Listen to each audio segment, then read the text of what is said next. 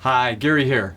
So, you're in your car, you're on the east or west coast, and you're driving through beautiful mountains with the sea nearby, the ocean, and just relaxing and enjoying not much traffic and just feeling the breezes come in and the warm, clean air, so forth. So, really great feeling how all that works and how you're enjoying it.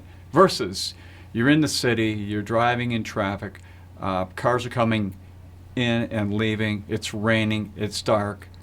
It's difficult to drive. You're sliding around, maybe in the snow and so forth. I bring these up because it really plays to something that Daniel Kahneman wrote about in 2011 in his book, Thinking Fast and Slow. And it really is about we have two different systems that we operate under.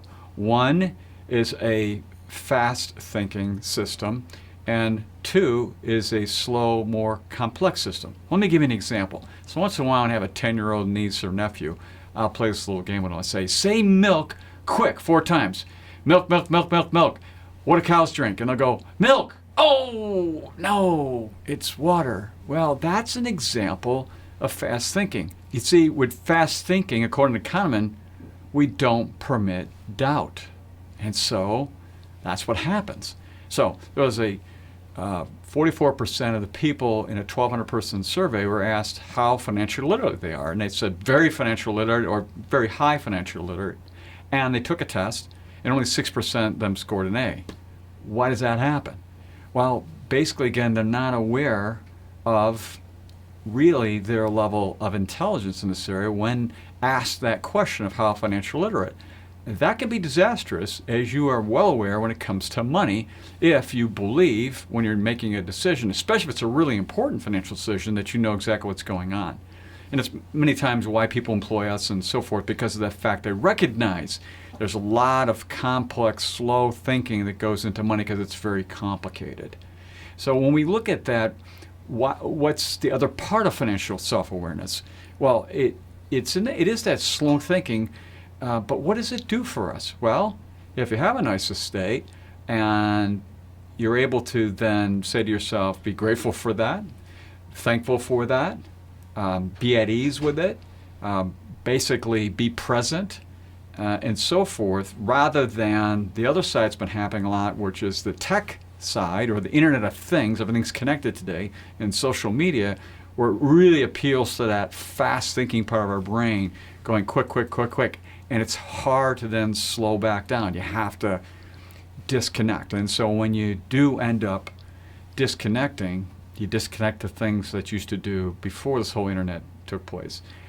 Reading, writing in a journal, writing letters, notes to people, visiting folks, going for long walks, enjoying driving down a highway, nature, doing all those other things that then turn off to tech, but give you a more happiness state. Because see, with this very fast and frenetic way we're dealing, it doesn't give you time to think about the overall financial wellness that you might be under and your financial happiness.